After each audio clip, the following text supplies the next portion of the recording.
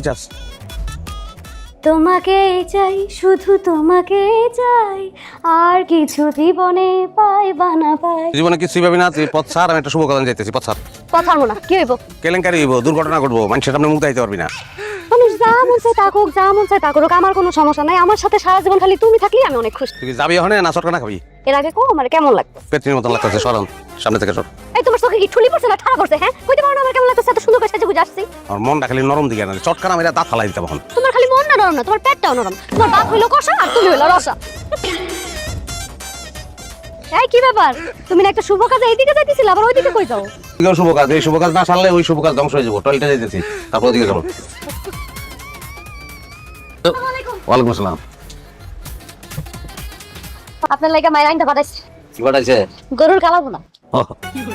মারণ লেগে আমারে গরু কালা গুনা পাঠাইছে। গরুর মাংস পেটে ঢুকলে আস্তা গরু হয়ে যায়, সিংহ যায়, বাইরে দিতে চায় না।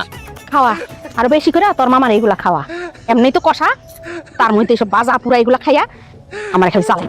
বাবা, বাচ্চা ভাই কই? গেছে কই কাটা জানে। মায়ের রুটি বানাইছিল, গরুর মাংস রান্নছিল, এর জন্য আর কি কইছে যাইতে। আহো গাইলে আমি কমনে যাওয়ার লেগে। আগেও তো বাচ্চা ভাইয়ের কতবারই কোয়া হইছে, কইছে যাইবো, তারপর আর যায় নাই। তাও গেছে আমি বুঝাই কমনে, যদি না বুঝে গেড়ি ধাক্কা দিয়ে বাইর থেকে বাইর করে দিব।